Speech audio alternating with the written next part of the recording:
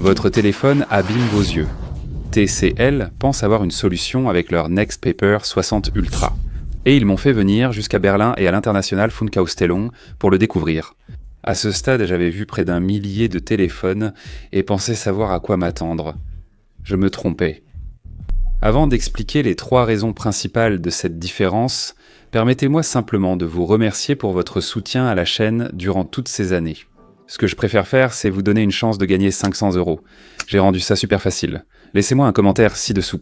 Quelle première vidéo regarderiez-vous sur votre nouveau téléphone, YouTube, film ou série?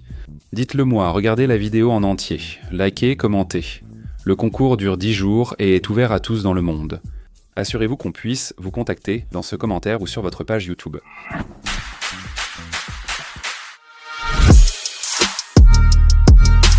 Ce téléphone possède des caméras, des spécifications correctes et des fonctions d'intelligence artificielle que je vais aborder.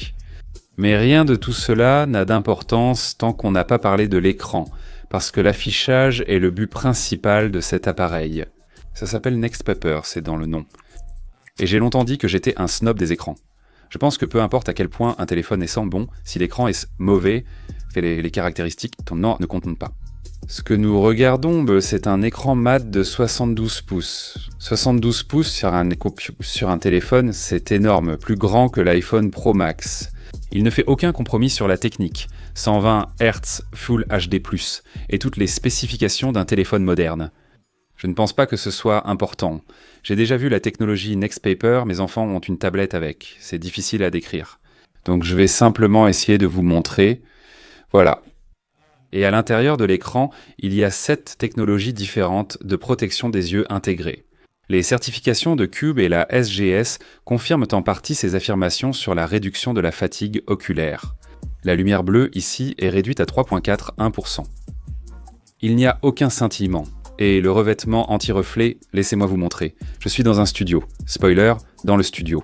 Je vais éclairer l'écran avec toutes les lumières possibles. Et je peux quand même tout lire parfaitement. Regardez un téléphone classique, son écran dans les mêmes conditions. Le Nextpaper élimine tous ces reflets. J'ai demandé à TCL des précisions techniques, car on connaît déjà les écrans à encre électronique, mais ce n'est pas le cas ici. J'ai trouvé que la partie technique, derrière tout ça, était intéressante. TCL utilise la lumière polarisée circulaire pour imiter la lumière naturelle. En plus, il y a une surface nanogravée qui élimine toutes les réflexions, et ça fonctionne. Et on a vraiment l'impression de regarder du papier plutôt qu'un écran, ce qui, à mon avis, est le meilleur compliment que je puisse lui faire. Maintenant, avant que vous ne partiez dans les commentaires, j'étais curieux de voir à quoi ressemblerait une vidéo sur un écran mat. En fait, c'est vraiment très bien. Même les grands fabricants de téléviseurs commencent à proposer des écrans mat sur leur modèle phare pour réduire les reflets, et l'image sur un écran mat, ça rend bien. Et je pense que l'écran mat est adapté à la plupart des situations. Parfois, dans un espace intérieur sombre, je préfère nettement un écran brillant classique. Être près de la lumière du soleil ou sous des lumières au-dessus reste la meilleure option. C'est une expérience différente et je n'avais jamais vu de vidéo comme ça. Toujours diffusé à 120 Hz, mais sans aucun reflet et avec un fini totalement mat. Il y a toute une autre dimension à cette expérience, semblable au papier. Et c'est grâce à ce bouton sur le côté. Et c'est un véritable interrupteur physique.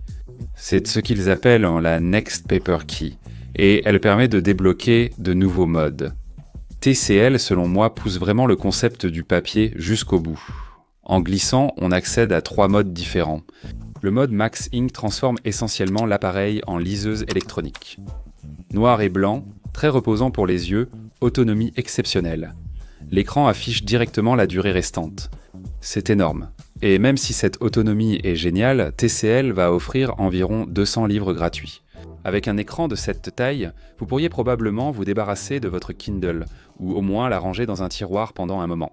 Il existe aussi le mode Inkpaper, qui garde l'affichage en monochrome tout en offrant toutes les fonctionnalités d'un smartphone.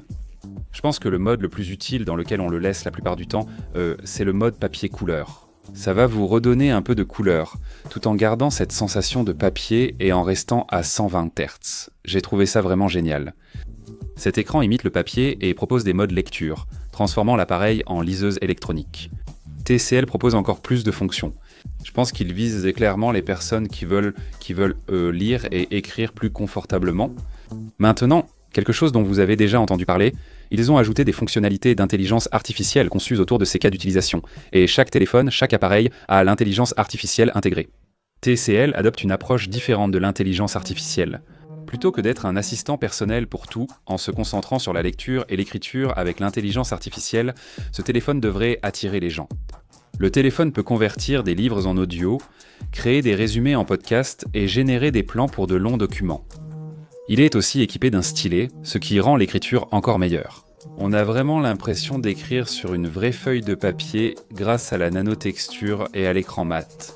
J'ai trouvé ça vraiment cool. Le niveau de résistance donne vraiment l'impression d'écrire sur du papier, et cette intelligence artificielle peut convertir votre écriture manuscrite en texte, nettoyer votre écriture, ou même générer des notes à partir de photos que vous pourriez prendre. C'est parfait si vous êtes étudiant ou si vous prenez simplement beaucoup de notes. Cela a le potentiel de remplacer tout un tas d'appareils différents. Je parle souvent de lecture et de productivité, mais ça reste un smartphone, donc je veux aussi... Je ne sais pas si c'est l'éléphant dans la pièce, mais au moins le panda dans la pièce, les appareils photo. Donc je veux être clair à ce sujet. Vous disposez d'un capteur principal et d'un téléobjectif de 50 mégapixels avec zoom optique x3, ainsi qu'un ultra grand angle de 8 mégapixels. C'est efficace. Pour un téléphone milieu de gamme avec téléobjectif, c'est correct. Le mode photo fonctionne bien. Il y a des fonctionnalités sympas comme la trace lumineuse et le mode chemin pour s'amuser à expérimenter. Il existe aussi un mode super macro pour saisir les détails si vous souhaitez l'utiliser. C'est clairement d'abord une liseuse avec des fonctionnalités supplémentaires de caméra en bonus, et elles sont aussi utiles que peuvent l'être les caméras de téléphone. Voici quelques exemples de photos normales que nous avons prises. Voici quelques clichés.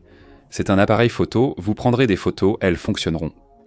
Ça ne va pas remplacer un réflexe numérique, mais pour un téléphone à ce prix-là, les caméras sont très utilisables. Ce téléphone, avec ses fonctions de protection des yeux et ses outils de productivité, nécessite un matériel solide pour bien fonctionner. Je pense que c'est là que les autres spécifications interviennent. Il fonctionne donc avec le Mediatek Dimensity. C'est un processeur 7400 avec 12 Go de RAM et jusqu'à 512 Go de stockage. Le processeur, il ne va pas gagner de prix de puissance ou de benchmark. C'est un processeur capable mais pas ultra rapide. Pour les tâches quotidiennes, tout est fluide. Aucun souci pour ouvrir des applis ou faire du multitâche. Vous avez ici une résistance à l'eau IP68, ce qui est appréciable.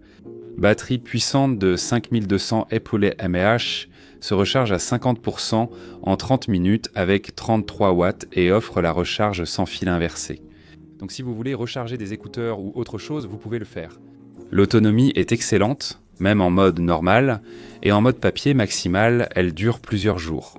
Vous n'avez pas besoin de transporter une batterie externe avec ce téléphone. Vous avez littéralement un mode batterie d'urgence intégré.